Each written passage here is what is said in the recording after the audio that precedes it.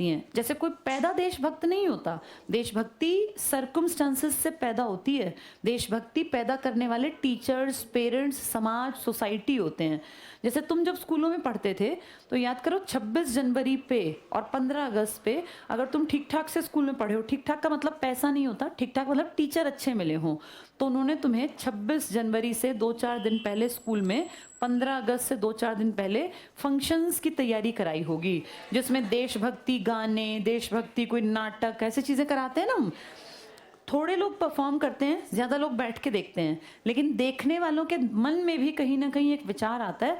अब जैसे मान लो कोई एक्ट कर दिया जिसमें राजगुरु सुखदेव और भगत सिंह दिखा के और वो फांसी का सीन रिक्रिएट किया, तो वो देखने वाले छोटे छोटे नन्हे नन्हे जो बच्चे बैठे हैं ना, जो दूसरी का, पहली का, PP1 का, कहीं ना कहीं उनके मन पे एक प्रभाव पड़ता है इस चीज़ का। देशभक्ति गीत चाहे हमें बोरिंग लगते हो, लेकिन फिर धीरे धीरे जब रोज प्रैक्टिस तो बच्चों की ना जबान पे चढ़ जाते हैं, फिर वो अच्छे लगने लगते हैं। तो इन उदारवादियों ने ये फील किया कि अभी इंडियंस उतने दिमागदार नहीं है कि ये देशभक्ति से ओतप्रोत हों। अभी तो ये लोग ध्यान भी नहीं देते कि हमें क्या करना है क्या नहीं करना। तो सबसे पहले इन इंडियंस को हमें तैयार करना पड़ेगा ताकि ये लड़ने के लिए तैयार हो, इनके मन में देशभक्ति तैयार हो, ये देशभक्त बने, तभी तो ये लड़ेंगे। अब कहते हैं जाओ लड़ो, लड़ने की समझ है नहीं। तो इन्होंने सबसे पहला काम किया कि भाई लड़ने के लिए जनता तब तैयार होगी जब इनका दिमागी विकास होगा, और दिमागी विकास होगा शांति से रह के इन तक जाएं हम। सबसे पहले तो इनको कांग्रेस के मेंबर्स बनाएं, फिर टाइम टू टाइम इनके बीच में जाके भाषण दें, देशभक्ति की बातें करें।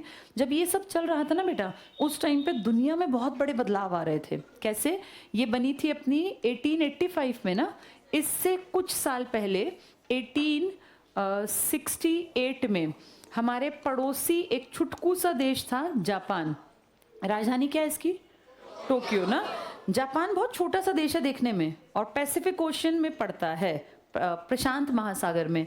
आप सबको पता होगा जापान में हर साल बाढ़ आ जाती है, कभी भी सुनामी आ जाती है, और इसकी सारी चीज़ें कभी भी, आप बैठे हैं अगले 1 मिनट में नहीं पता जापान में क्या होगा। जापान बहुत ज़्यादा रिस्क पे है, एक ऐसा देश जिसको ये नहीं पता कि जो मैं सड़क बना रहा हूँ कहीं रात में सोएं और ये सड़क ही गायब मिले, क्योंकि अगर भूकंप आया तो सब चीज़ें, धरती हिली और सड़क खत्म हो गई।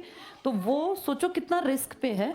लेकिन जापान ने 1868 में इनके यहाँ एक तानाशाह था, जैसे हिटलर तानाशाह था ना, ऐसा यहाँ भी कोई तानाशाह था। उस तानाशाह को हटा दिया यहाँ के लोगों ने, और इन्होंने कहा भाई अब के बाद हमारा सारा कामकाज हमारा सम्राट देखेगा। तो जापान ने अपने देश की सारी पावर एक आदमी के हाथ दिया गया, आप हमारे सम्राट हैं, एक तरह से एम्परर है, किंग से भी बड़ी पोस्ट। अब जापान के सम्राट ने ना, थोड़ा समझदार था ये, इसने कहा भाई देश आगे बढ़ाना है तो मुझे काम करना पड़ेगा। और काम किस चीज़ पे किया? इसने कहा हम अपने देश की प्राइमरी एजुकेशन पे काम करेंगे सबसे पहले।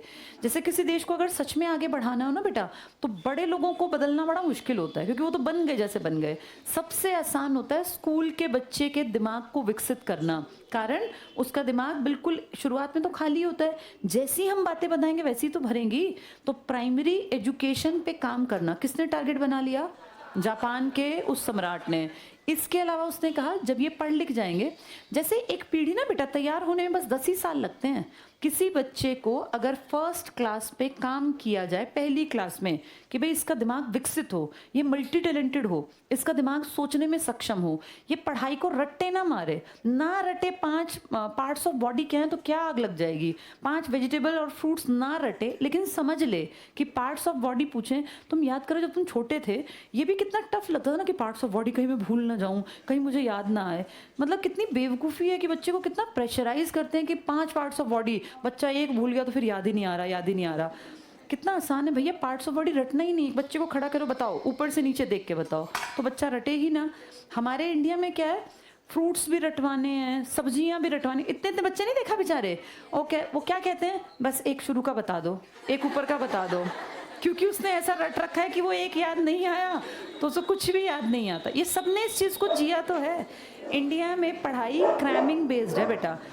आंसर नहीं देखा बच्चा क्या कहता है, बस एक एक अक्षर बता दो पहला, क्योंकि उसकी इतनी कंडीशनिंग हो रखी है कि अगर वो अक्षर याद नहीं आया तो उसको आंसर याद नहीं आता। अब अगर फर्स्ट क्लास पे काम कर दिया जाए समझाने पे, 10 साल बाद ये बच्चा किस क्लास में होगा? मतलब 10वीं क्लास में आ जाएगा।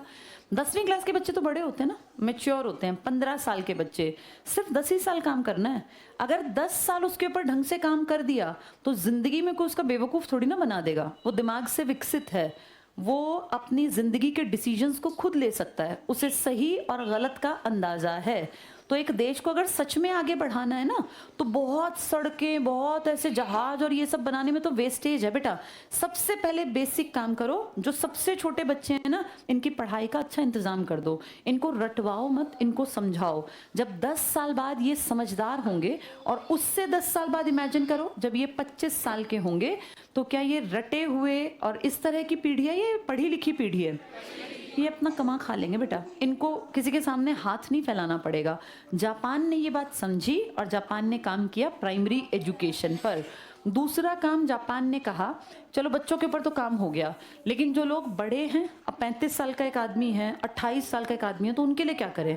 उनको कहा काम में लगाओ। और काम में लगाने का सबसे अच्छा तरीका होता है बेटा, मैन्युफैक्चरिंग करवा दो, मैन्युफैक्चरिंग यूनिट लगवा दो। मैन्युफैक्चर मतलब कुछ निर्माण करना, कुछ बनाना, प्रोडक्ट्स बनाओ। जैसे पंखे बना लिए, पेन बना लिए, जूते, चप्पल, कोई कंघी, कोई घर के सामान। मैन्युफैक्चरिंग के लिए है ना, फैक्ट्री डालनी पड़ती है, और फैक्ट्री है तो लोगों को उसमें क्या मिलेगा? रोजगार। और रोजगार मिलेगा तो वो क्यों क्राइम करेंगे? जैसे क्राइम करने वाले लोग कौन होते हैं? जिनके पास काम धंधा नहीं है। अगर किसी को सुबह उठ के अपने दफ्तर जाना हो, तो वो रात में 2 बजे उठ के सोचेगा किसी घर चलता हूँ चोरी करने? नहीं ना, उसको पता है मुझे अगली सुबह काम पे जाना है। चोरी करने का प्लान कौन करेगा? जिसको कोई काम ही नहीं है। भैया उसको शराब की लत लग गई, ड्रग्स की आदत लग गई, पैसे हैं नहीं, तो वो चोरी करेगा रात में। ये चोरी करने वाली पीढ़ी अपने आप से पैदा नहीं होती बेटा। जब देश में रोजगार ना हो ना, तो लोग ज्यादा गलत रास्ता पकड़ते हैं, क्राइम का रास्ता। किसी की बाइक चुरा ली, किसी की चेन झपट ली, ये क्राइम है ना। कोई भी शौक से नहीं करना चाहता। हर आदमी चाहता है मेरी रेप्यूटेशन हो, मेरी इज्जत हो, कोई पूछे क्या करते हो तो मेरे पास बताने के लिए काम हो। हर इंसान अच्छी जिंदगी जीना चाहता है, लेकिन जब रोजगार नहीं मिलता, भूख उसको परेशान करती है, या शौक बिगड़े हुए होते हैं, तो फिर वो क्राइम की तरफ जाता है। तो इसने अपने देश में खूब सारी मैन्युफैक्चरिंग यूनिट्स लगवा दी, जिससे लोगों को क्या मिल गया? रोजगार। और मैं तुम्हें बता दूं, जैसे आज मेड इन चाइना है ना, एक टाइम पे पूरी दुनिया में बिकती थी चीजें मेड इन जापान। इनके पेन, इनकी हर चीज बहुत फेमस थी कि कहाँ है? Made in Japan. जापान ने टेक्नोलॉजी में बहुत डेवलपमेंट किया, पर क्योंकि जापान की एक हद थी, जिसका एरिया छोटा होगा, उस देश के पास रिसोर्सेस कम होंगे या ज्यादा? रिसोर्स का सीधा संबंध किससे होता है? एरिया से ना। अब जैसे इंडिया के पास एरिया ज्यादा है, हम 7th लार्जेस्ट कंट्री हैं, एरिया ज़्यादा होने के चक्कर में हमारे पास रिवर ज़्यादा हैं, हमारे पास ज़मीन ज़्यादा है, हमारे पास प्लेट्यू या पठार है, हमारे पास रेगिस्तान है, हमारे पास द्वीप है, सब कुछ तो है हमारे पास, मैदान भी, पहाड़ भी, प्लेट्यू भी, सब कुछ। इन सब के फायदे होते हैं।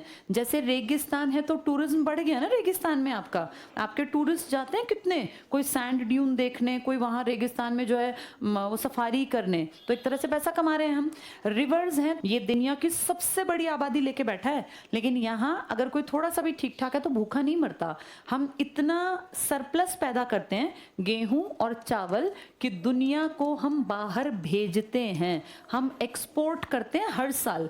बासमती चावल हमारे जितनी अच्छी क्वालिटी का पूरी दुनिया में किसी देश में पैदा नहीं होता। तो दुनिया का जो बेस्ट चावल है ना, वो हम पैदा करते हैं। इंडिया नंबर 1 है दूध के प्रोडक्शन में। चाय पत्ती का प्रोडक्शन हमसे ज्यादा इस धरती पे कोई नहीं करता। वो अलग बात है कि चाय हम खुद ही पी जाते हैं, हम बाहर बहुत कम भेजते हैं। हाँ, सबसे बड़ा एक्सपोर्टर ये श्रीलंका है, जहाँ हमारे देश से नहीं, कहाँ के लोग गए थे? तमिल। इन्होंने कौन सा ग्रुप बनाया था वहाँ? लिट्टे। तो इन सब चीज़ों से क्या पता चलता है कि ये सब तब है जब आपके पास रिसोर्सेज हैं। इसको अपनी लाइफ से जोड़ के सीखो। कोई भी आदमी भूखा नहीं मरता अगर उसके पास पुश्तैनी 10 एकड़ ज़मीन है। वो भूखा कैसे मरेगा? जिसके पास जैसे कोई भी जब शादी ब्याह करने जाता है बेटा, लड़की के पिताजी या लड़की के भाई, तो वो देखते हैं पीछे ज़मीन कितनी है। ये क्यों देखते हैं ज़मीन? कल को कोई भी मुसीबत आ जाए, मान लो लड़का बड़े अफसर है, भगवान न करे एक्सीडेंट हो गया, उसके हाथ पैर जो है चले गए, मतलब बिल्कुल ही डेड बराबर हो गया, बेड रिडन है, तो कोई उस अफसर को, वो प्राइवेट में कितनी बड़ी सैलरी पर हो, जीरो हो जाएगी ना। पेरेंट्स ये देखते हैं कि अगर कल को कोई बुरे हालात आए तो भी ये भूखे ना मरे। मान लो हम कहेंगे जमीन से थोड़ी ना कोई कमा के खाता, पीढ़ी कौन खेती करती है, लेकिन बेटा खेती ना बुरे समय पे काम आती है। इसीलिए इंडिया में आज भी किसी लड़की के फादर जब रिश्ता ढूंढने जाते हैं तो हमेशा कहते हैं कि पीछे बैक पे क्या है, ये कारण है। ये समझने में नई पीढ़ी को बहुत लेट समझ में आता है। जिसके पास साधन है ना, वो बुरे समय में भूखा नहीं मरेगा। जिसमें काबिलियत है वो तो कभी भी कमा के खा ले, लेकिन बेटा लाइफ का नहीं पता ना, शरीर किसी दिन साथ छोड़ जाए, कोई पैरालाइज्ड हो जाए तो वो नौकरी कैसे करेगा। मान लो वो 5 लाख की नौकरी थी महीने की, लेकिन वो पैरालाइज्ड हो गया, गई नौकरी। कोई भी प्राइवेट संस्थान आके उसको 50 रुपए भी नहीं देगा, चाहे वो 5 लाख का था। उस टाइम पे वो जो उसने जोड़ा है 1-2 साल